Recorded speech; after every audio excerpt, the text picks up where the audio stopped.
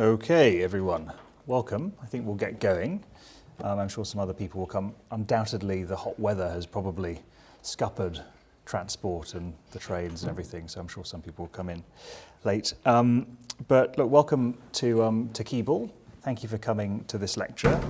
And this is the first of the year's public lectures as part of the Insight Investment Oxford Prize for Greening Finance.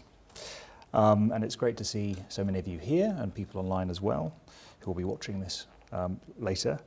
My name is Ben. I direct something called the Oxford Sustainable Finance Group, part of the Smith School here at Oxford. I also chair the prize panel that selects the winner for the prize. And the prize was established in 2023 to recognise research and service that helps society understand how environmental change influences finance and how the financial system can accelerate the transition to environmental sustainability. And that's an endowed prize that's been endowed with funding from Insight Investment, and that ensures we can reward, recognise, showcase fantastic examples of research and practice.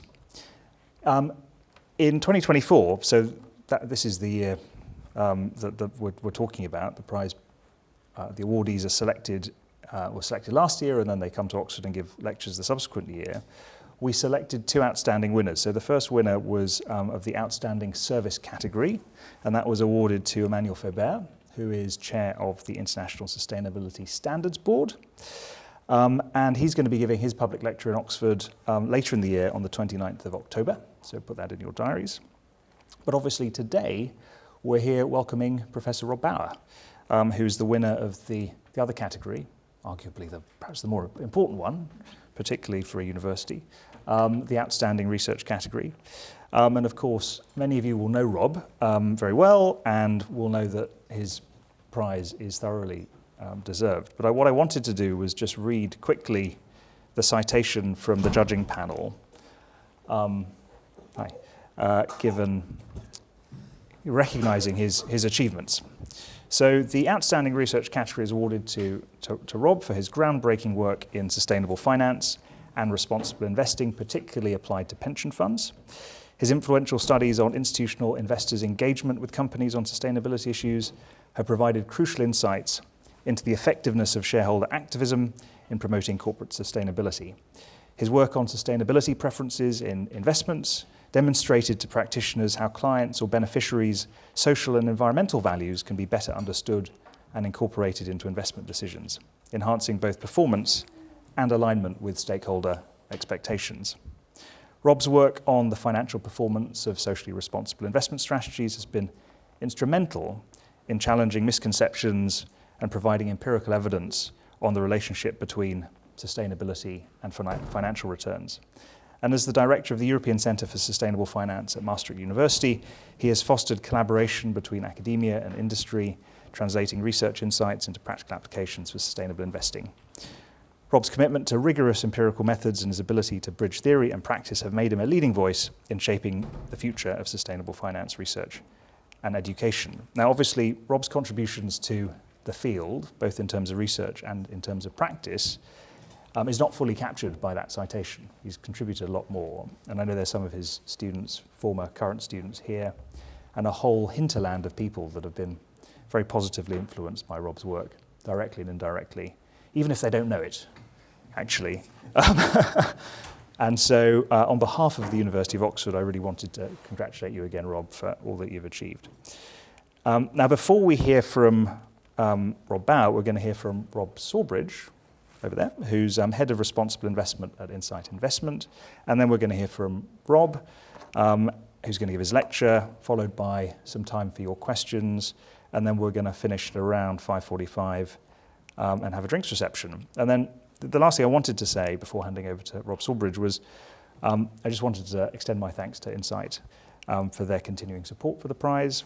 But also I wanted to thank the judging panel for all their diligent work, and also to the team that have made this happen, particularly Alex Horgan and Philip Stevens in the team. So thank you for that support. Rob, over to you. Great, thank you.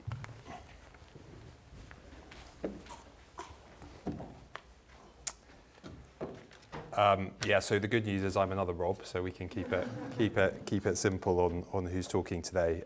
It's really great to be here on another beautiful day in Oxford for what I'm sure will be a hugely informative lecture from Rob Bauer, Professor of Finance at Maastricht University, who, as Ben has said, was winner of our Outstanding Research category of the Insight Investment University of Oxford Prize for Greening Finance in 2024.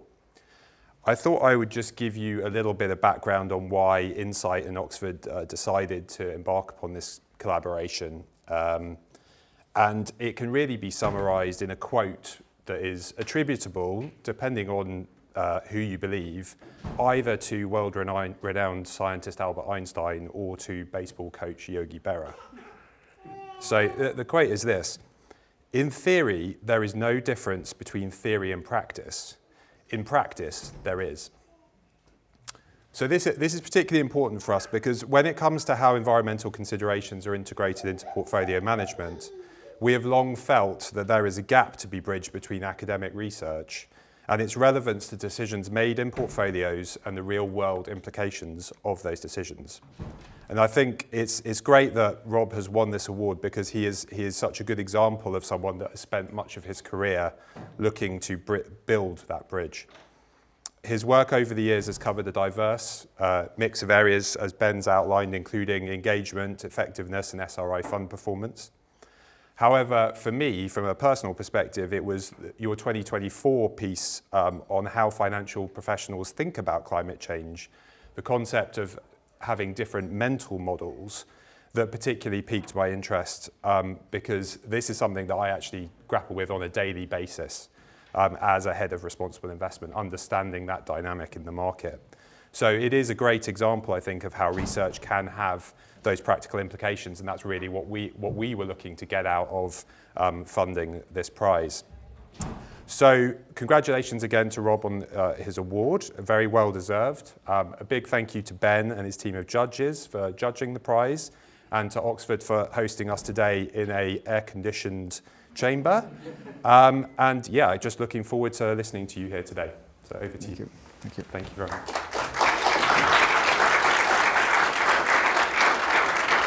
Thank you. First of all, thank you, Ben, for the nice words, and also Rob, and indeed for all of you to come here and listen to my talk in this beautiful weather. Although probably it's a really good decision on a degree day, as climate scientists call this. Above 30 degrees, you're less productive. Even your machinery is less productive. So it's a really good thing to educate yourselves, hopefully. It holds for all ages. Yes. Okay, so I'm going to talk about what investors really want. In that talk, I will talk a lot about beliefs that you might have, investors in general have, about preferences you might have, and also about how this may relate to the practice of sustainable investing. But before I do that, I really want to thank, because this is about me, but essentially it is not. I work together with so many co-authors, with students, PhD students, postdocs. They also win this prize. All my publications, I actually only have a very few publications that are just my own. So that should be clear when I start here. And this is on the record, so I actually have to do this anyway. Second, I would like to really thank all the organizations that funded my research and our research. And there's a whole list, I cannot mention them, but I think that's also very important in both the public and the private domain. I already thanked Insight Investment and Oxford University, and you also need to have the time given by your family and by your wife, who's sitting over there, my children, and all others in my vicinity to do this. So thank you all. Now we go to the topic. So what I'm going to talk about today, I have 45 minutes, so yes, and I'm probably going to overwhelm you with a lot of information, and hopefully I stay within the time limits. But I'm going to talk about mainly eliciting preferences and beliefs of individuals regarding investing, and in this case, regarding sustainable investing. I will look at both retail investors, so you and I in your personal context, but also professional investors. Rob already mentioned it before. I will touch on that research a bit myself as well. That you all, even the professionals in this room, you have beliefs and you have preferences. What I'm really interested in is also how these preferences and beliefs are maybe intertwined. So a farmer in the US in the state of Kentucky might say, I don't think that climate change is going to give me a great return because Donald says that climate change is a hoax, preference, and therefore I will have the belief that climate change will not give me a great return. So it's already connected. I will focus on mutual funds and pension funds in both the defined benefit and the defined contribution context, with examples from the UK, the continent, represented by the Netherlands, and even beyond, because the CFA survey I talk about is a global survey. And I will link this to finance theory, and if I have something to say what I think regulators in all those countries should do, I will also tell you. So when I wrote my inaugural speech for my professorship, which is quite a while ago, the title was in Dutch, Verantwoord beleggen, de hype voorbij, which means responsible investing beyond the hype. I'm talking about 2008 when I wrote this. That was already a few years after I should have written it, because I was late with that, it took too long. But it already shows there was a hype already going on back then, and I said, shouldn't we go beyond that hype? And actually, I already then felt that a lot of people were maybe misusing the term, overstating what you can do with responsible investing. So that was something I would like to share with you. That's one of my observations I already had in 2008. Since then, many of the investors started integrating sustainability information into the decision-making process in all kinds of ways, you know, divesting, integrating ESG, active ownership strategies, etc. But increasingly, non-financial motives started to play a role as well. So I remember that USS, some of you are who is in USS pension fund that I know? So you are, that's it? There's another one. So they make decisions for you, and they, for instance, divested from tobacco, but they told you that they did that because tobacco is a bad investment, not because of a preference, by the way, because they thought they were not allowed to do that. And let me be clear, I have no clue about the law, and especially not the law in common law countries like yours. But that was at least the rationale. So non-financial motivations were used, not in the case of USS, but in the case of the Netherlands and a lot of other countries, it was definitely used to make certain decisions. But then if you are a pension fund beneficiary, like I am, I'm in the Dutch big fund ABP, I have nothing to say. But they make a lot of decisions over there that are not financially motivated for me. So where can I express my view on this? Essentially nowhere. And that's something that I also will talk about at the very end of my presentation, how we can solve that problem. And in between, I will show you some ways that I tried to solve it myself, but essentially, it didn't work. You will see. Okay, so when you are in Europe and you have 50,000 euro to invest, you go to a private wealth management organization, and you say, I want to invest this. Now in Europe, according to the law, they have to first ask you your risk preferences. So do you want to be a really risky investor or totally not risky at all, or anything in between? That's probably also the case in the UK, I would say. Can somebody help me? Is that the case? Yeah, I see some nodding. In Europe, you also now have to ask for sustainability preferences. Since 2022, August, you go to a bank and you have to ask the client, as a private wealth management organization, what sustainability preferences do you have? Well, I know that Ineke and I, we went into a bank in Brussels. We wanted to invest some money. And I asked the question, I got a question with Ineke on the risk preferences. Okay, that's a standard formula you have to do. But we also got the question, do you want sustainable investments? And the answer was yes, and that was it. That was the survey. Of course, a lot of things can happen here. Social desirability can happen, that you give a social desirable answer. But there's way more biases that can come in here. So I don't like these surveys. I have these surveys, I studied these surveys from both asset managers, mutual funds, private banks, but also pension funds. I'll talk about that in a minute.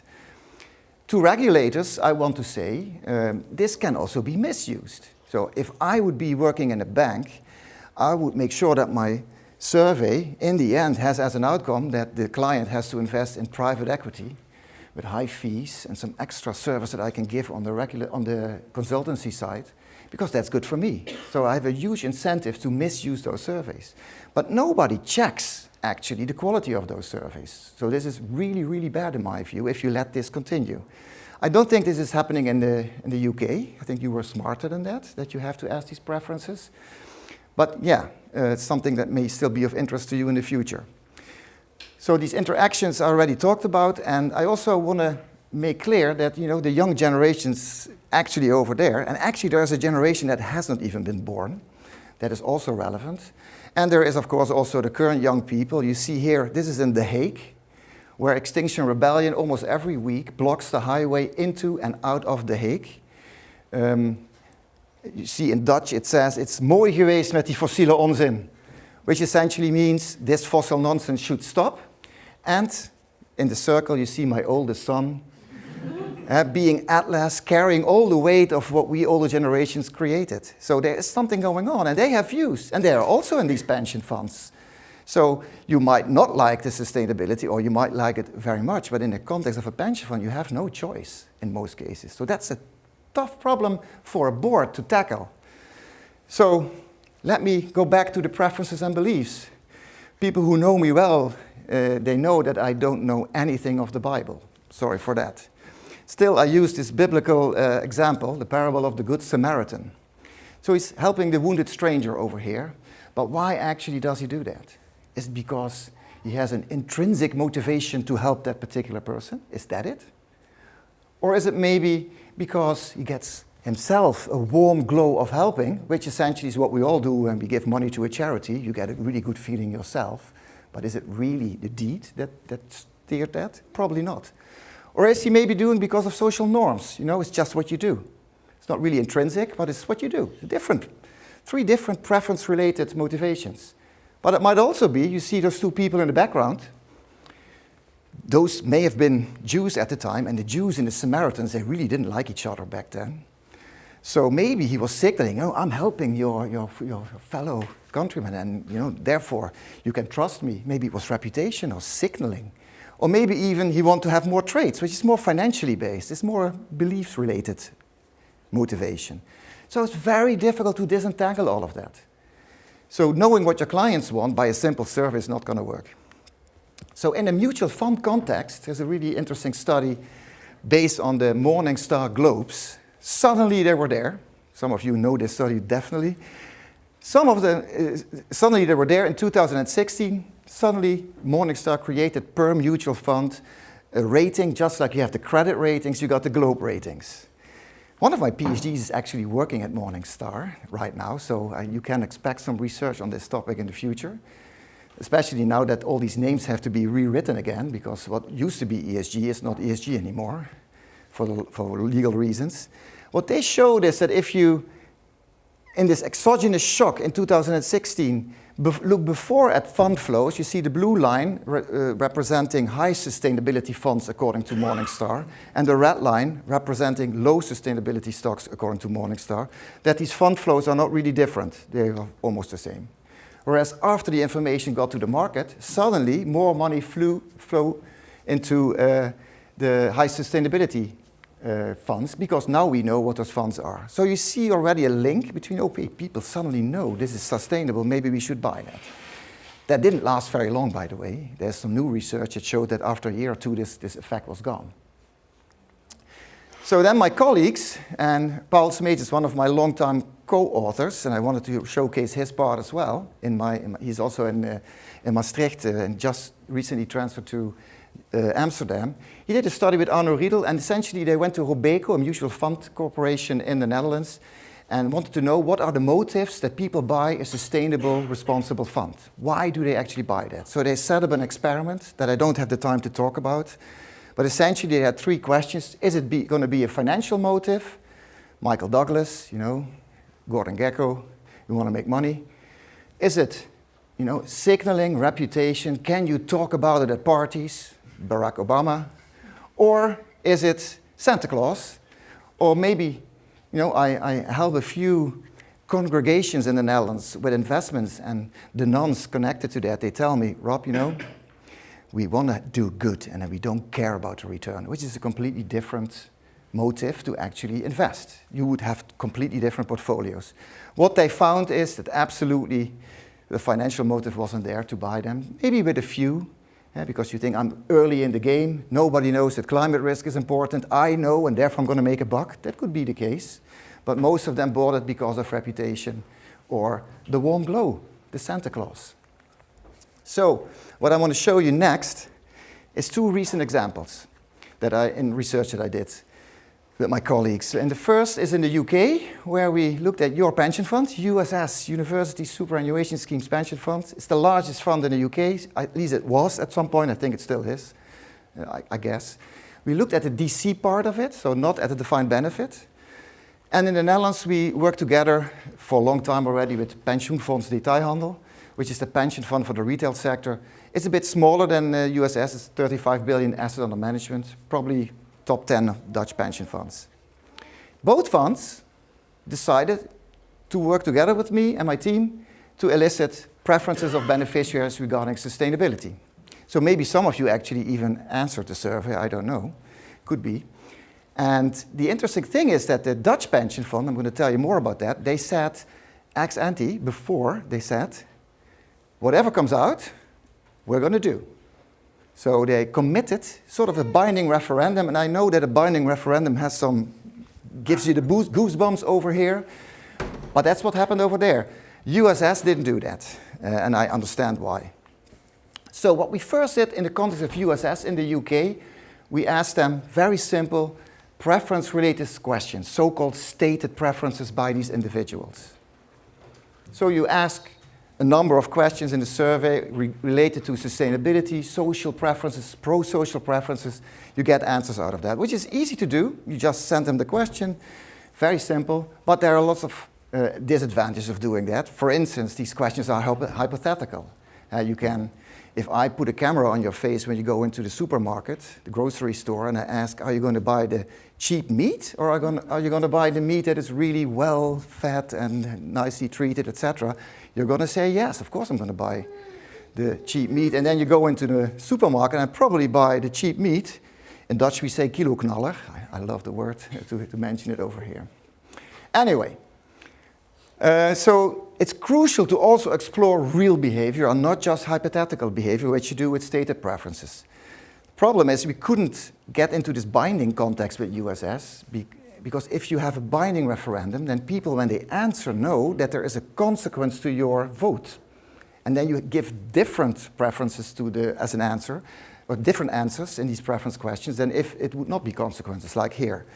So what we did is we did the stated preferences. You see on a scale of 1 to 7, forget about all the text average weighted. You see also the question, how much should your pension fund invest in a sustainable way, even if this potentially lowers the pension you get in retirement. First thing you do when you go to a behavioral economic conference is that you start talking about this question. Let's not do that today, because you could definitely do that. But at least 5.7 of a scale of 7 was the answer. But as I said, be careful with the conclusion on that. Then we did so-called investment game, which gives you revealed preferences out of the game. These are measured, in this case, through an incentivized task, which means there are financial incentives. If you do something in the game, you can win something. And we also know from the survey literature that if you have financial incentives, that there's also a higher probability that you elicit the true preferences of people. Still shaky, but much better than stated preferences. But it's more difficult and it's expensive. It's very expensive if you, depending on what you put into the financial incentives, obviously.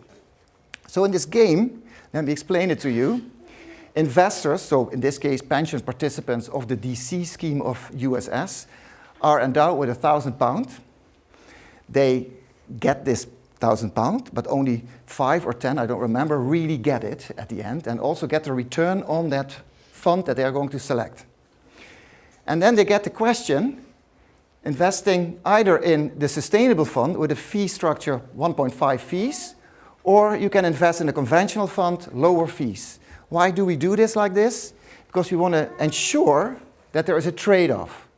There must be a trade-off. If there's no trade-off, something doesn't work in the financial markets. There's a discussion on its own, but there must be a trade-off. So we created a trade-off. If you buy the sustainable fund, it's more expensive. So you already lose 1% return by definition, and with certainty also. By the way, there's also a little part here, this red part. We created also a wiggle room condition. That was actually, I have to be honest, the academic paper that we wanted to write. Is there a so-called wiggle room, which means, imagine you go to this grocery store again. You want to walk in front of the grocery store, there is this woman of the Sisters of Mercy. The woman of the Sisters of Mercy actually collecting some money to help the poor in your region. And then you might say, you might not want to give, but you also don't want to show that you not give and get a bad feeling out of it. So you wiggle out, you walk to the other side in the other entrance of the supermarket, go in, and then, in that case, don't have this bad feeling. But to do that, you have to pay higher fees, 0.7 versus 0.5. Unfortunately, only 3% wiggled out in this particular. So that wasn't really an academic outcome that we could sell. But what we found is that 70%, roughly, to keep it short, was invested in the sustainable fund. And you see also that it is a little bit scattered between those numbers, but most of it either went fully into the fund or fully not in the other fund, so the conventional fund. But on average, it was 70% allocated. Sort of the same number, 5.7 out of 7, is roughly the same as 700 out of 1,000. Doesn't mean anything, by the way, in science, but at least it's roughly the same number. So here, summarizing, we find strong preferences, but we have some doubts because there might be this hypothetical bias in there. And what is really interesting in my view is the second point. Over 60% of USS members actually think they own or hold the sustainable fund, whereas only 11% actually hold them. This already shows that they have no clue about the topic, and that they also probably have a financial literacy that might also not be at the level that is needed to make those decisions themselves. So yeah, what did we learn from this? You have to be very careful. So next, we went to the... Oh wait, this is a nice anecdote I have to tell you. So the UK trustee lands, I've had many discussions as an executive director of ICPM with trustees, and one of them is in a room in the UK. And when I presented this, it was like a 30 or 40 page presentation to the board of trustees, one of the board members, and I think it was the chair, I'm not going to mention names, but it's not about what beneficiaries want, it's what they need.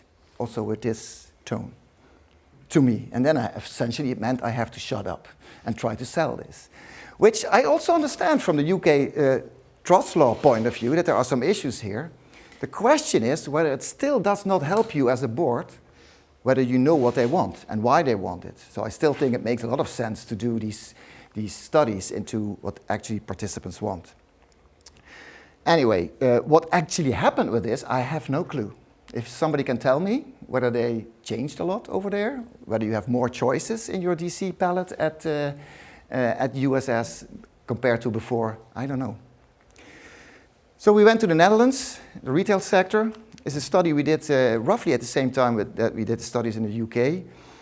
And there was a very small issue. So you have to be careful. The board over there also does not like giving all their discretion to some participants that have no clue. And that's essentially, quote unquote, what they might say. And so they created a question with a binding referendum outcome that was very simple. We want to extend and intensify the engagement that we're doing with companies, creating engagement activities, so more engagement activities with, instead of 3 SDG topics, 4 SDG topics. So it's very small. But, as I said, they gave a binding referendum to it, and participants could simply vote in that analysis, yes, no, or no opinion. You can read all about that in the so-called Get Real paper. You see here the main outcome. We created a group that got the real question, which means a question that said, when you say yes, no, or no opinion, the board will follow your conclusion. Whereas the hypothetical group, the white bar, did not get that additional information. So we actually expected that the white bar would be way higher than the red bar because of the social desirability bias, but didn't find that. We can only conclude that 70% of the people wanted to have more and intensified engagements, and there's a group of 10% that doesn't want this, and there's a group of 25% that doesn't know what to do with this question. They have no opinion. So that was sort of the first study within this fund, and the second study, we actually went a bit deeper, and we asked them, what do you think that through sustainable investments, retirement benefits that you will get out of the fund will do? Will they be much lower, equal, higher, much higher, or I don't know? Actually, my answer would be, I don't know. That would be my answer. But people have a view, and 75% of the people roughly have an opinion on this. So most of them are in the middle, but there are also extremes, much higher and much lower. On the right-hand side, then, you see the percentage choosing sustainable investing per category. You see also now 2 bars, one on engagement. So what do you think happens with engagement with the returns, and one on screening, which is integrating sustainability information into the portfolio. And again, you see the connection between preferences and beliefs. So these are beliefs on return, and here you see what they prefer. And this group of, let's say, 7 to 8% that say much lower, does not want this fund to do either engagement or screening. And then you are a board member and you get this information. What do? Well, in the Netherlands, what they've done, it was a binding referendum, they executed on this, and actually 1 week after we published the results in the working paper, not even in a journal, but in the working paper, they acted on this and started this additional screening and engagement. So it's quite remarkable that a fund does that if you compare it to the UK, where the board was quite hesitant on that. And I don't have a view on what is better, I'm just showing you this information, and also show you the link between preferences and beliefs. But I was not happy with this to stop this research stream. I thought, what about mutual funds? Especially since 2022, if you go to a European bank, you have to fill in those sustainability preferences, as I told you. Here, it's not in a private wealth management organization, but it's a simple mutual fund, a Dutch little mutual fund that provides index, in this case, ESG index funds from Meesman, the organization. What we did is we created 2 groups. So one group, let's say over here, is the so-called ESG group. They get information of the fund, financial information, but also the ESG information of the fund. And that group, the other side, only gets the financial information. So you got a group treated, so-called, with ESG information. And then we were just interested in the following question. So you see here the individual, let me do it here, returns of year 1 is unfortunately in Dutch this, year 2, year 3, year 4, year 5, and year 6, and year 7 is the question mark. So we are going to ask them, given this return profile, what do you think year 7 return will be? That's the question. These are actual returns, by the way, of the MSCI World after the global financial crisis. Can you imagine? These are great times, isn't it? So I don't know what the currency issue was there, whether it was hedged or not, but so if you want to find the information. So the way we created this return expectation, because that's the belief that we want to have here or measure here, is not like give us the return that you got, but it's a more complicated method that I just don't have the time to explain. It's the so-called exchangeability method. It essentially means, is the return going to be between 0 and 40% or between 0 and minus 40%? Okay, it's 0 and 40. Okay, is it going to be between 0 and 20 or between 20 and 40%? Oh, is it between 0 and 20? Is it between 0 and 10 and 10 and 20? And that way, according to research, you much better assess the median expectation than if you just let them shout something. Essentially, that's what we tested in that paper. But that is sort of only instrumental. It's secondary. It's just a way to come to the belief. So now the question is, do they have the same expectations? And we got a lot of people so that we can compare those, or whether they really statistically significantly differ from each other. And what you see over here on the left is that people who got the ESG information have a 3.3 higher return expectation on the same fund. And the only different thing that they got is the information on ESG that I told you that this group got, which is remarkable. And it also shows, and I think especially for people who are very critical on using preference surveys, that maybe those preference surveys are distorted or biased by beliefs people have. If you show me some nice info, then of course I think that there will be a lot of high returns, and then at the same time I also like it because there are nice returns. So you see again the interaction between preferences and beliefs. Anyway, but these are all beneficiaries, retail investors. Let's go to the professional investors. Rob alluded already a bit to this particular survey that we did with the CFA Institute. So I managed to get in touch with them, and we were actually able to get in connection with 3,000 CFA chartered analysts and portfolio managers and do a survey experiment with them as well, globally. And we collected these beliefs regarding climate change in various ways. I'm going to show you in a minute how we do that. And again, we find differences in preferences and beliefs also within the professional field. And very interestingly, also very much connected to geography. And we are here at the School of Geography and Environment, so it's extra relevant, I would say. Isn't it, Gordon? Yes. Okay, so what do we do there? And there's a working paper. It's not published yet. We are still working on this. First question we ask is, how do these experts, the analysts and portfolio managers, reason? What mental models do they have about climate risk and the pricing of those risks on markets? You know, you can say, I don't want to invest in houses in Florida because they will flood. That could be. But then again, it might be that the prices are so low because everybody knows that they're going to be flooded, so you can buy them for $1. You know, it could be. Then it is in the asset prices. So that's a big question. So for us, it's really interesting to know how these professionals think, because they will influence asset pricing.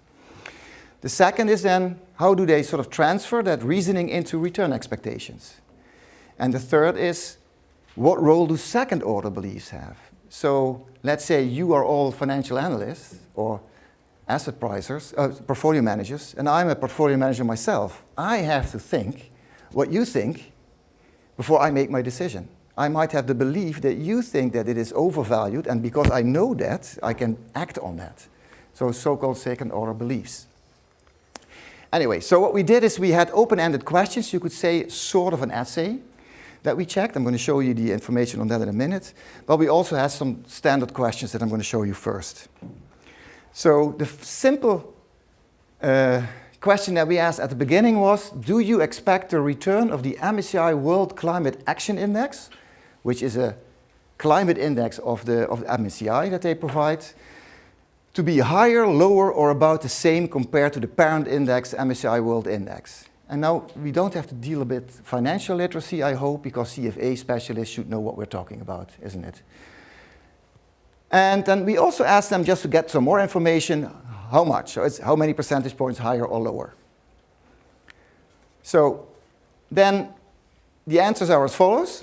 So on the left you see the lower, about the same, and higher categories. So it's very scattered. You know, some say higher, some say lower, some say in the middle. So it's almost 30, one-third, one-third, one-third. Not really a big difference. And when you see those actual estimates, the expected excess returns, they're very much in the middle. A lot of them say 0, there's no difference. But there's also to the left and to the right some deviations of that, which you also expect, because if they would all have the same opinion, there would not be any trading going on the market. So that's what we saw. That's not really surprising.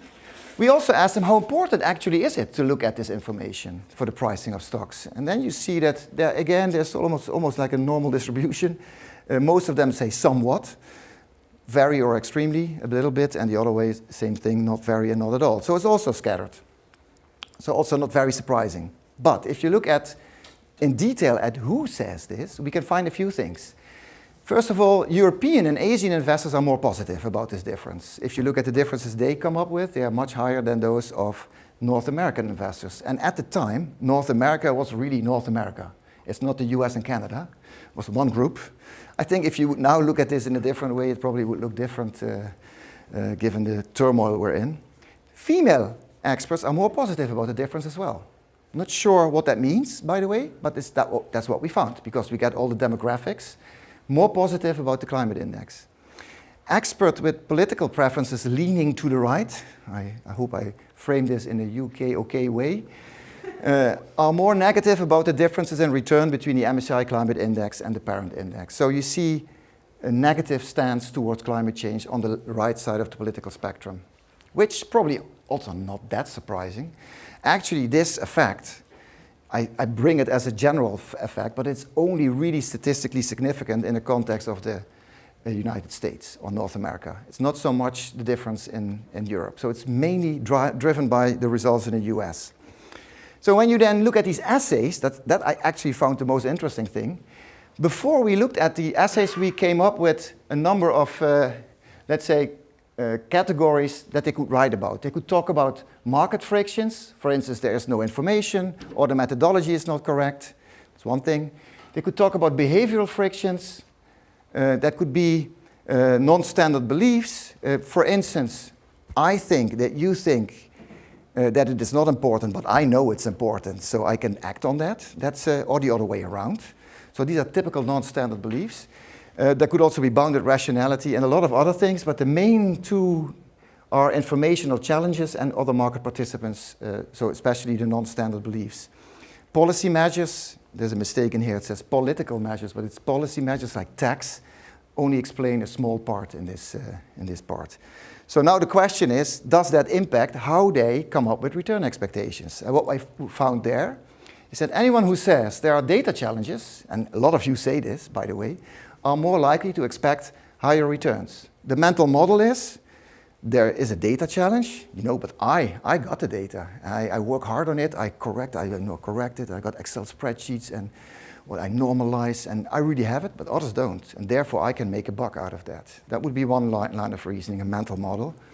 The second is, and that's the most important one, our study shows, is that experts who believe that others give too much weight to it, so the US investors say that the European investors put too much weight in it, and for that reason they expect lower returns.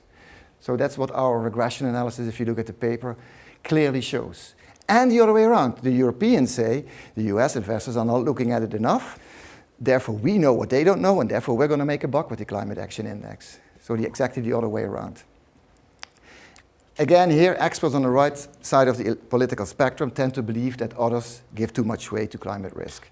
So, yeah, these are findings that I now summarized in 3 bullets, but if you really want to know the details about that, you really have to go to the paper. And actually, we're still working on it and presenting it at various conferences. Small other things, experts from North America tend to believe that others give too much attention to climate risk, and female experts are more likely to believe that data challenges are a key reason for mispricing. Still, I don't know why, but it's what we find. Okay, so that was the professional domain. Professional investors that act on your behalf in pension funds and insurance companies and in all kinds of other financial institutions. So they have their own beliefs. So when you hire a manager, you better know what their beliefs are. I mean, do they have to be congruent with your beliefs? Not necessarily, but you want to know, I guess.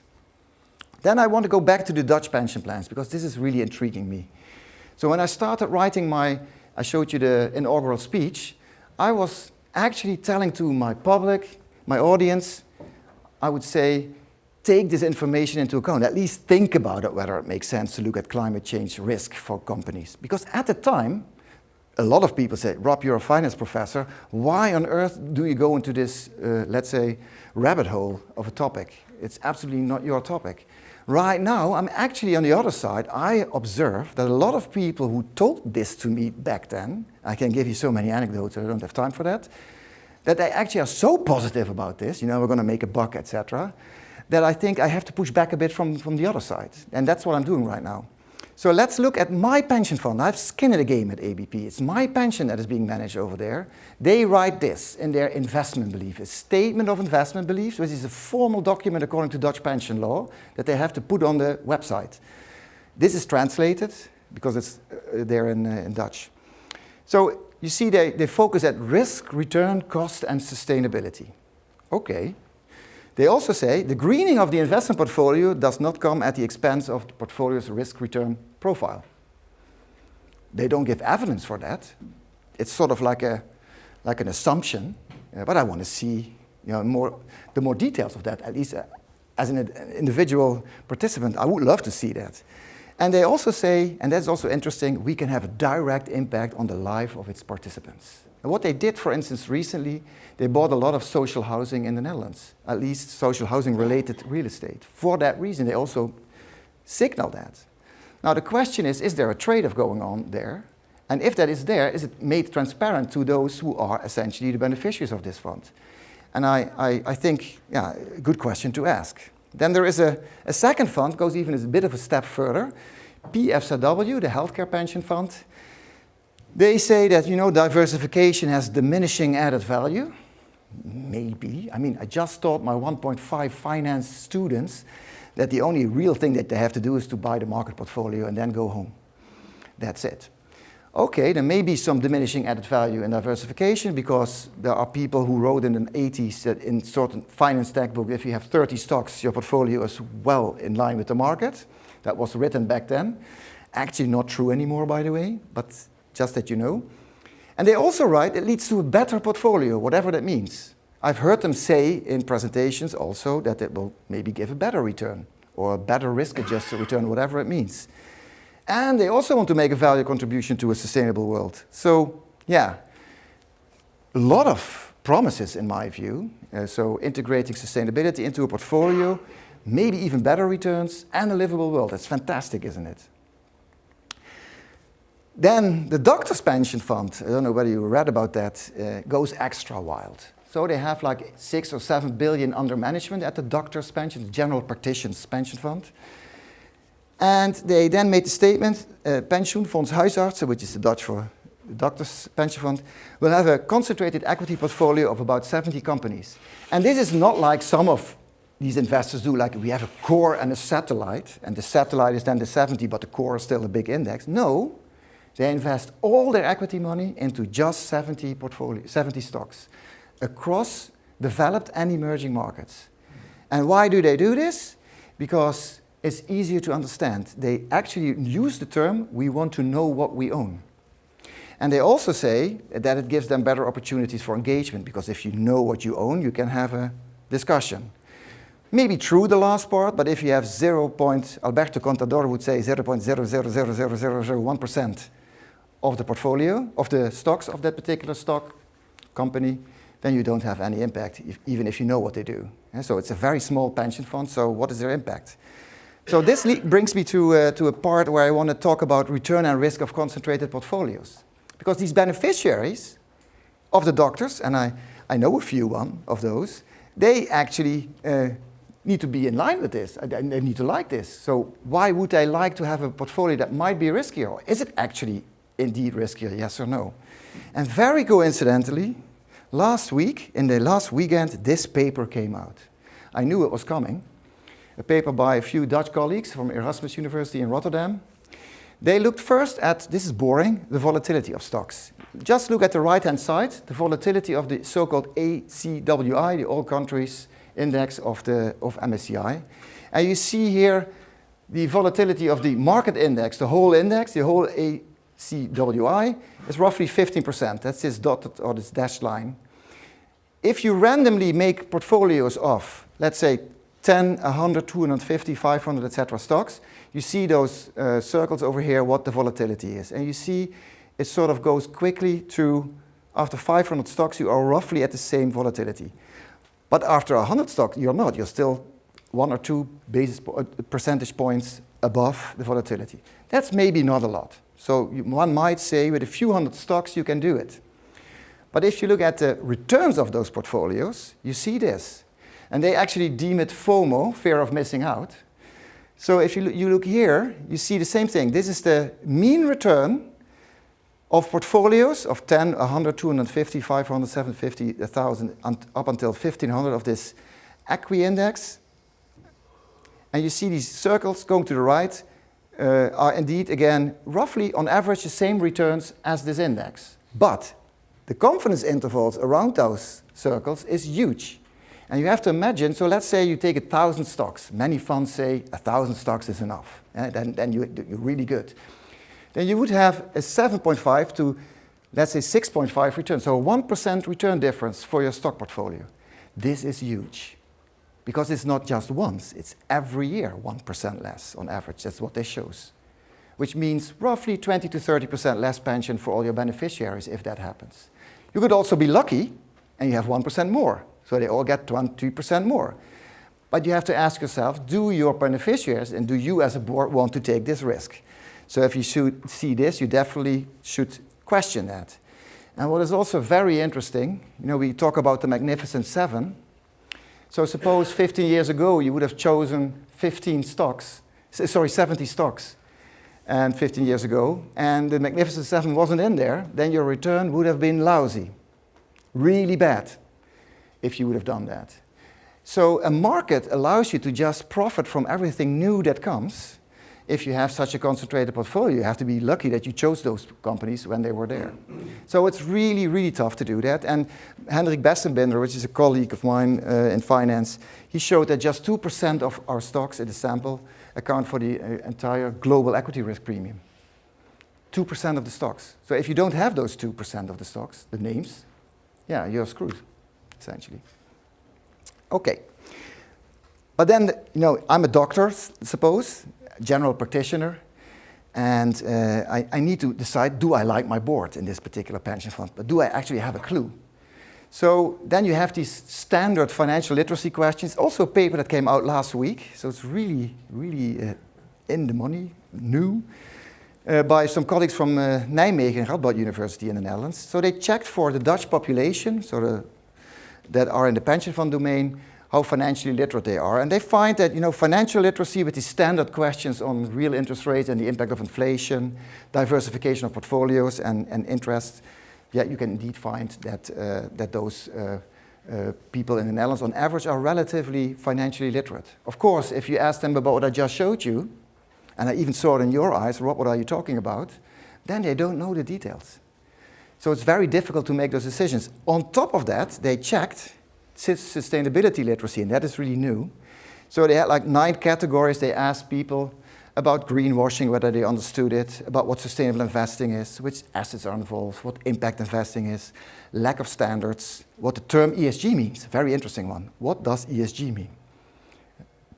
The average, you can see that over here, the average person in the Netherlands, only 37% knows what ESG means. So how can they decide on an ESG policy for the fund or sustainability policy? They also have no clue about the taxonomy, about light and dark green products, standards in this field, etc. So this is, I really advise you to look at this paper. And these 2 studies combined actually show that it's very difficult for the participants to actually have an opinion on this. So how do you deal with that? So I'm still not happy with my own research. All the things I did, there are so many things involved, like hypothetical bias, all these issues. People don't know about it. Even the professionals don't agree on it. So what do? So sort of in the mode of now for something completely different, we actually organized a so-called deliberative forum with the pension fund. So what we did, we took 50 people from the fund, selected via a so-called sortition procedure according to demographics and political preferences in line with the fund, representative of the schemes, the sleepers, those that are not working in the fund anymore or in the industry anymore, people that are retired, and people that are active, well representing those 50 were the full population. And they were put 3 days into a room, not like this, but with 8 or 9 tables where they deliberated with each other for 3 days. The first day they listened to experts coming in, talking objectively about the topic, so no normative, if possible, which is of course impossible, but no normative discussion of the topic. And then after, let's say, roughly half a day, they started deliberating themselves. What are our objectives? What preferences do we have? Do we have the same preferences? Do we want to have more experts in on what topics? And then for 2 days and a half, they discussed and came in the end up with professional facilitators, not from the fund, independent chair, independent professionals, facilitators. They came up with a set of recommendations they gave to the pension fund board. This is the fund that did the binding referendum, you may recall. And they promised to respond to every single recommendation with a text, and also in total what they're going to do with it, not going to do with it, or maybe they already were doing it and explaining it. That's what they actually did. So it looked a bit like this. There's also a paper that you can read where it's all in very much detail described what we did from almost minute to minute during those 3 days, so that you can attack us on whatever biases that we created by doing that. That's how it works in academics. I wish every prospectus in the field would live up to that standard, but fortunately it doesn't. So Emmeline Cooper from Zurich and Cranfield and we actually thought of this experiment. We executed it. And they came up with some recommendations, actually 49. I cannot show you them. Here you see the first 5. And why the first 5? Because those are the most strongly agreed on. The first one, we want to see some annual feedback from you as a pension fund, who you engage with and what comes out of that. The second is related to working conditions, especially human rights. So that's what drove them in this discussion. What is really interesting, when I started on the first day, the first person that came in, maybe you know Geert Wilders. This guy very much signaled, this is all bogus, what we're doing. I'm not sure why I'm here in the first place, but I'm going to try, and if I don't like it, I'm gone. That's how we came in. The second person that came in was a student that was working in the retail sector with a side job, and actually said, "Oh, Rob, fantastic sustainability, I love it." So completely different. When these people went out, I talked to both of them, And the first one said, yeah, I still think it's bogus, but I learned a lot. There might be some risk in climate. We have to think of that. And the other one said, well, okay, it's great to be sustainable, but yeah, maybe I have to be careful because that's also one of the recommendations. The pension cannot go down. So the pension expectation. So I think this is actually what we can learn in our democracies as well. If you go with your underbelly into a booth to vote, you actually vote, boom, just like what's in your intuition. So you're not voting based on some thinking. Whereas if you go through something like this, you really, really think through all the pros, cons, and maybe come to some solution that you find a bit more consensus, or at least you close the gap between those two opposing sides. That's what happened there. I observed that. I was an observer there. I wasn't allowed to say anything. That's how it works in these democratic settings. You're not allowed to say anything, unfortunately. And it's very difficult for me. One of the recommendations is actually recommendation 47. And that was increase the percentage of direct impact investments from 1 to 10. So the fund was already doing impact investments, of which it knows that it will not give you a great return, but it gives you impact. They're not sort of pushing that under the carpet like, it's still going to give us a great return. So the board was not really, was struggling what to do with this. So should we now act on this? And 10%, it sounds like crazy. So what do we do with this? So what they actually asked us, they came back to us and they said, can you not do an additional study? And we just did that. Commission to the question, should we actually do more impact investing over there? So it looks like this. So we went from a mini public, that's a deliberative forum, a different term for that is a mini public, back to maxi, the population. So the mini public said, let's do more impact investing, and we wanted to know whether actually the population also likes that. But then you get a problem. So the question that we asked, the first one over here, extend, so the current 1% status quo, should we keep that? Should we extend it from 2 to 5? Or should we go back? That's what the board demanded. You're not going to just ask to go up, we're going to ask also to go down, which is interesting. And again, they gave a binding nature to it. So whatever would come out, they are going to do. And right now, I just created the files to what came out. They haven't even seen it themselves. Wow, informally they have. But the interesting thing here is we got 3 categories. So what do you do with that? So we agree with the board that we are not looking at the majority. It doesn't have to be more than 50% saying something, whether it would be done yes or no, but the plurality. So most people, the category with most votes would be executed on. I'll show you the results in a minute. Then there were 2 other binding questions. Should it be in the Netherlands or outside the Netherlands or even emerging markets? That was interesting because in my sessions I really felt that a lot of people were saying we need to do social housing and my kids don't get any houses, etc. So I was really expecting to see the Netherlands in there. And the third, which topic? Should it be social, the housing, environmental, climate change, or a mix? Well, this is the result of the first question. And you see 41%, and this is weighted, so all the results come in, but of course there are more retirees answering than active people because the retirees have more time to answer questions or are more interested in it. And that's also why some retired people are in this room probably. But in the end, 41% said expand from 2 to 5. Roughly 31% say keep unchanged. 12% say stop with this. Still the 10% that we also saw in previous surveys I showed you. And a few said prefer not to say. So the fund will now, when they see this formally, because we're doing the last iterations of this document that we make for them, they will act on this very soon and extend.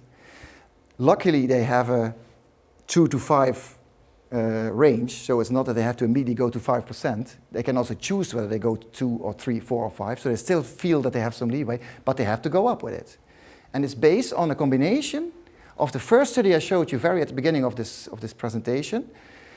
Next was the survey, the deliberative forum I talked about, and now this on top of that. So it's a whole 5-year horizon of activity to get to this conclusion. Okay, I have to conclude. It's time. I'm out of bounds. What can we conclude here? I think what is really important if you do surveys, you probably don't hear the unheard voices. Because if you do surveys, people that answer are the ones that decide to answer. When you do a forum like this, where people are randomly selected to come into the forum, it's a different story. So you hear way other things. So you have to organize it as a financial institution that you also hear these unheard voices. I talked about a lot of biases, and I haven't even scratched the surface of that. But if you want to know more of that, this is really a cool paper by Stephanie Stancheva, How to Run Surveys. So if you're in this field or know people in this field, this is what you need to know. Then there's more to do than just surveys. As I showed you, deliberative forum is one thing you can do, but there's more. You can do all kinds of experiments. And if you're interested in doing that, approach me, because I love working together with organizations like yours. Surveys that have real consequences make more sense. It's probably more likely that you elicit real preferences, and especially if you attach to that also financial incentives. So you need to invest. And sometimes this is way less expensive, not more, but less expensive than all the communication these financial institutions do to know what they feel. Of course, a survey needs to be safe, as I said, maybe some new tools. And I'm thinking myself about something completely new with AI to organize digital mini-publics, so digital deliberative forums of 2 to 3 hours, twice a year with 500 people, where the AI is the middle man or woman between all those groups, and informs them about what is happening in each group. This is already happening in some other instances, and I think this is a really cool next step that we could do. But maybe also the law needs updating. I think that regulators, although of course first the law needs to be there before they regulate, but regulators need to ensure that financial institutions are transparent on how they use these elicitation methods. So some of these Dutch pension funds, in my view, they show results, but they don't show how they got to the results, let alone that they say, this is the result and this is what we do because of that. So that is, I think, wrong, because then you can misuse that information. And also the quality of the survey could be so low, or even misused, that you can, I think as a regulator, do something about. I tried to raise this with our Dutch regulator 10 times already. No response yet, but I talked to them a few times, but no response.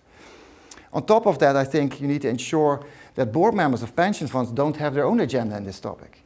So if preferences are sort of driving this, it cannot be the case that board members with certain political views, whether it's right, left, up or down, I don't care, are driving this without checking out what actually the membership wants over here, if you do it. Probably in the UK this is less of an issue because you everything do out of trustee law and fiduciary duty and all that. But still, I think implicitly a lot of things happening there as well. Then the greenwashing, we don't have to talk about that. There's so much talk in Europe about that already. But I think when you see the promises that they make, also in the investment beliefs of Dutch pension funds I showed you, there's a lot to work there. But then in the end, how do we tackle financial and sustainability literacy? Well, it's not my forte.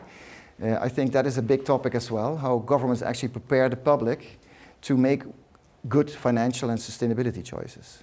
And with that, I conclude my lecture and open it up for some questions. Ben told me there's no moderation. It's me. I'm the moderator. So who can I give a question? Who wants to ask a question or give some feedback? Oh yeah, that's important. There's a microphone. Professor. No, you don't. You just talk in it, and you just have to speak up. But it's okay. Oh, okay. Yeah. So you mentioned that it's better that the pension board members do not have political motives. But what if the pension board members they're fully representative of the voters? Then when they express the political motives, then the outcome, the eventual outcome is still welfare maximizing. Yeah. But Yeah. Of course, if the political motive, if they have they use the, but if they are not, they are appointed by the governor. If all of them from the government party, then they may not represent. It's in the US voters. we talk about. Eh? So it depends completely where you are. So in the Netherlands we have employers who bring a few board members into a board. Employees, so the unions bring a few. Retirees are also in the law, have to be in the board. But they not at all represent the membership of the fund because they tend to be, like me, old grey men. So absolutely not representative of the board in the Netherlands. I think in the UK it's not that different, is it? So it's roughly the same. In the US, the state of Florida has 3 board members, and all of these 3 board members are appointed by the governor. Well, that's political motives number 1, I would say. And they make all kinds of weird decisions, not just in this context, but also in how much risk they take and all that. So I would not trust that. So some pension fund contexts have representing bodies, like in the Netherlands it's called, verantwoordingsorgaan, a representation committee of members that sort of have some say, but very weak governance and rights. So I don't think this is going to be the solution. Don't trust on that the board. But these boards, employee organizations, of course, have different views on topics than employer organizations. Yeah, they could drive this discussion. Thank you. Yeah. Over there. Yeah.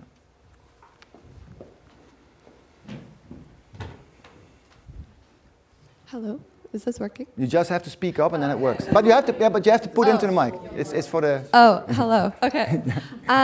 This was in one of your much earlier slides, but I was interested in the relationship between the sustainable funds and the conventional funds and how the fees were higher for the sustainable funds, yet I think your statistic was 70% of people chose to allocate towards sustainable funds. So I'm just curious if you could discuss that relationship, because I feel like higher fees would disincentivize people to invest in sustainable funds, but apparently that's not the case. So maybe just provide a bit more color on that. So indeed, it would disincentivize them, but still they do it, which means they must have really high preferences for buying it. Otherwise you wouldn't do it. So that's why we created this trade-off. If you would say, does cost the same, it's easy to say, yes, I will buy that. So that's the background. So my very first study in this field was out of skepticism, looking at mutual funds, sustainable funds, and compare the returns of sustainable mutual funds with conventional mutual funds. It's a paper 25 years ago. And I found they had both a really lousy return versus the benchmark. And it was explained fully and completely and totally by the cost of those funds. So, and both of them suffer from it. So in the end, there is no real difference between the two. But of course, sustainable funds, especially in the past, right now it's sort of coming closer.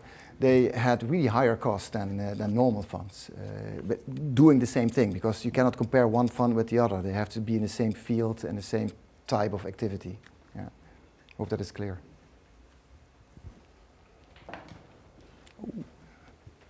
Rob, hi, thank you very much. When are we going to stop this middle-class nonsense about teaching investors about things they've got no interest in? Doesn't behavioral finance tell us over and over again that you just keep them out of it and create governance frameworks that act in their best interests? It's, in my humble opinion, and you and I have known each other for a long time, it is utterly impossible and foolish to try to educate your average pension investor. It's like trying to make them rocket scientists. It's just a level of arcana that they have no interest in, and they'll never get anywhere near. Well, actually, I fully agree with you largely on that. So you can definitely not learn a person, what I showed on asset allocation, forget about it. But the issue I have is that if you use their preferences that you measure in a particular way to do all this, whatever it is that you do, especially if it's non-financial based, how do you underpin that? Why? Then you come to the governance question. That's the real question. How am I represented in a fund? I don't want my fund to make decisions. That's my personal, non-professional opinion, non-academic opinion, to make decisions, let's say, for instance, divesting from oil. Is that a good decision? I don't think so. I think if you do that, the secondary issues go to some other investors, and they do whatever they want with it. But they still do it in this context that we're in. So if you then know that your membership largely thinks like me, you might not do that. So that could, at least, I don't say it should be one-to-one. It could inform them or in some way help them make a decision that they're struggling with themselves. But I think the key, what you said, is governance. Say, who is in this board and what roles do they have, what incentives do they have? And I think in the pension fund industry, let alone the financial asset management industry, there are lots of issues there. Absolutely. I hope this, to some extent, answers your question. Go ahead. Thank you. It kind of picks up on that. It goes a little bit beyond just what we've talked about today. I work in conservation policy, and we put a lot of hope basically, is that if we give more information to the market about companies' impacts, investors are going to use that information and capital is going to flow towards the nature positive and away from the nature negative. Same thing for TCFD, this is TNFD. TNFD, yeah, I know. Exactly. Given what you've researched about investors' preferences, and that's predicated on the assumption that investors care about that data. Given all you've looked at, is that a fool's errand? Should we actually just be putting stronger regulation on what companies can do? In the end, I think that's the only solution. Parliaments that function and come to regulation that works. I don't think we can do this with our financial money streams. I don't think. That's my personal opinion. So all these things that we're doing, collective vehicles trying to change companies, but they have so many ways to wiggle out of all of this. I don't believe in that. So but the problem is, the problems that you raise, like diversity, nature, also climate change, is a global issue, is a planetary issue, and there is no planetary government. Well, there's the UN, but it doesn't work. So how are we going to solve this? And then we should see the big players in there. I'm not very optimistic there. So yeah, I still think, though, that in the context of nature, that a lot of investors are already looking at it, also at the Oxford Sustainable Finance Group, on all that information. So I think most of that is really relevant and salient will already be priced, I think. But not all of it, and maybe the hedge fund are trying to be in front here. I don't know. It's not my background. But I think TNFD is sort of following TCFD. I don't think that you can state that climate risk is not being priced by now by asset managers. The only thing is there's a lot of uncertainty about it. So we all interpret it differently, like I showed you. And that leads to pricing, which is going back and forth. But it doesn't mean that you have information that is leading to an extra performance in climate. And maybe in nature it's a bit behind because it's new and difficult to measure also. So what is biodiversity? What exactly is that? And for instance, so yeah. It's tough. Yeah. Over there. I was wondering, what is the role of temporality in your findings? So is it possible that, in particular, when we're talking about climate risks, opinions diverge in the short term but align more in the long term? Yeah, good question. So I didn't show you those results. So we asked actually those CFA professionals to make predictions for the next year and for the next 10 years. The only problem was, and that's why I didn't show you, is that for the next 10 years we didn't financially incentivize them because our money was out for our project. So we only asked them on top of the first year, what do you think happens in 10 years? And what you then see is that a relatively large group of professionals says it will never be priced. It will always be a problem. People will ignore this topic forever. And some of them say, well, it will be resolved next month, which also doesn't make sense. So it's hugely diverging between individuals. So no clear vision there that I could detect. But indeed, it's a good question to ask. What is next year is completely different from what is in 10 years. And that's why we had the question also in. So in the paper, we write a lot about that. Yeah. There's time for 2 more questions, I think. Over here.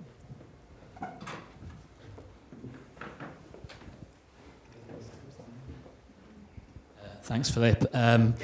Many thanks for the presentation, Rob, and obviously congratulations on the award. It's great. My name's Matt. I work in Ben's group. We met before. Yeah. I'd be really interested in terms of when you talk about climate risk, what sort of metrics do you see investors looking at to measure climate risk? And I guess the background to that question, I think through the net zero movement, we've realised that portfolio emissions can sometimes be not necessarily a great measure of the financial risk in a portfolio, and neither does decarbonising a portfolio necessarily lead to that real-world impact. So I'm just becoming intrigued around that sort of concept of climate risk, and what do we even mean by climate risk? Yeah, so it's a good question again.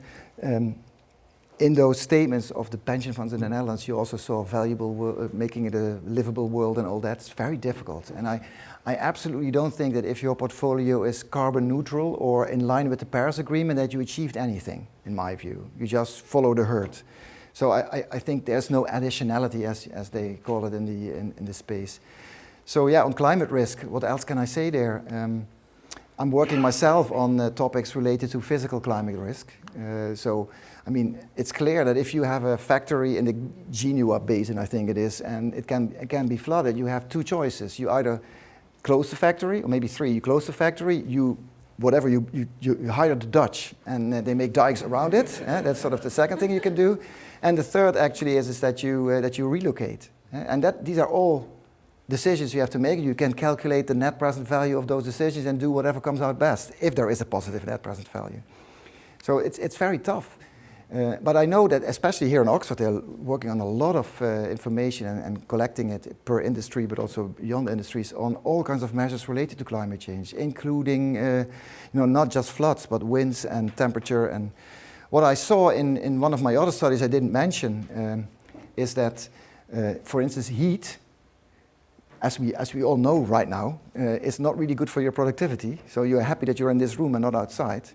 But that also holds for companies. So if it's hot, people are just less productive. And what we found is, which is sort of like a no-brainer, that there is a connection between heat days, degree days, and the production of the revenues of companies in a sample across the globe. But then what was really interesting in that same study is that we all know that. We can observe the degree days. We know when it's hot. And then financial analysts have to predict the earnings for next quarter based on that information. So they have this information, they have to predict the earnings, and they still neglect the information, which actually also comes back to the temporalities. On the short term, they seem to neglect that information and not integrate it into the pricing, which is actually doesn't make sense. It's so salient that it's hot, isn't it? So you would expect them to take that into account, but they don't. So there's a lot to learn there still. I'm not saying that everything is priced perfectly, but I'm also saying it's very difficult to collect all the information. I have no clue what the hedge funds are doing on this topic. Maybe some of you know here, but... So yeah, of course, I didn't even touch transition risk, which is another topic, so it's probably for the drinks. Yeah. Thank you. Thanks, Rob. Yeah. Final question? Over there. Wait for the mic. Yeah, wait for that. Not a question, but an observation. And I come from the industry, not so much of academia, but so we do a lot of that. We try and measure the climate risk, scenario analysis, stress test, and all of that. But one of the big issues we see is, as you pointed out, so for example, a FRP that happens in your financial planning, you're only looking at it from a 3 to 5 year perspective. So even if you have measured the climate risk in that 3 to 5 year perspective, that materiality of that, I don't know, expected credit losses, for example, is immaterial in a grand scheme of things. Mm-hmm. So that's where one of the limitations is. It doesn't have enough materiality to catch the attention, as you say, of people higher in the senior management function to do something about it now. So what you're doing is putting in practices and foundations to keep measuring it, but at some point, what not happening in a good way is what you're just collecting that risk over the period of time, but then at what point does it go cliff jump? Or does it then naturally, automatically get pricing? That is yet to be seen. But most of the financial institutions are doing all the stuff to measure it properly and all, and with all the limitations coming. But in terms of actions and materiality, it's a bit... Okay. Thank you for your questions and for listening to me, and thank you for ending my session so nicely. Yes, thank you.